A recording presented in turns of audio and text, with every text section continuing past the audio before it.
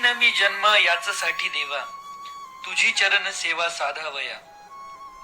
हरिनाम कीर्तन संतांचे पूजन, घालू लोटांगण महाद्वारी. जय हरी माऊली.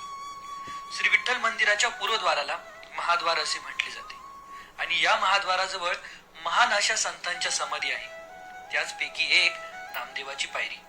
तर तुम्ही नामदेवाच्या पायरीचं दर्शन घेतलं आहे का? आणि जर घेतलंच असेल तर तिचं महत्व तुम्हाला माहित आहे का?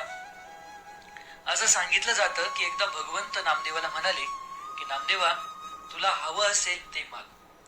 तेव्हा नामदेव म्हणाले की भगवंता, मला ते वैकुंठ पद नको, धन नको, संपत्ती नको, तर भगवंता तुमचे जे भक्त आहे त्या भक्तांच्या चरणाची रज माझ्या मस्तकावरती पडेल असं स्थान मात्र मला द्या.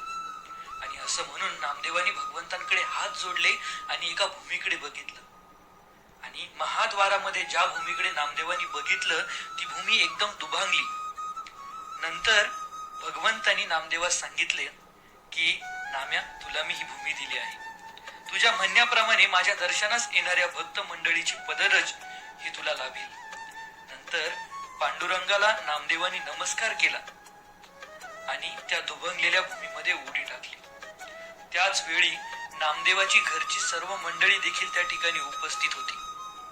म्हणजेच नामदेवाची आई गुणाई, वडील दामा शेट्टी, पत्नी राजाई, चारही पुत्र नारायण, विठ्ठल, गोविंद, महादेव आणि तिघही सुना गोडाई, येसाई, मखाई आणि मुलगी लिंबाई, बहीण आऊबाई आणि नामदेवांची दासी म्हणजेच भगवंतांच्या आवडत्या भक्त म्हणजेच जनाबाई, ह्या 14 जणांनी त्या ठिकाणी उडी घेतली.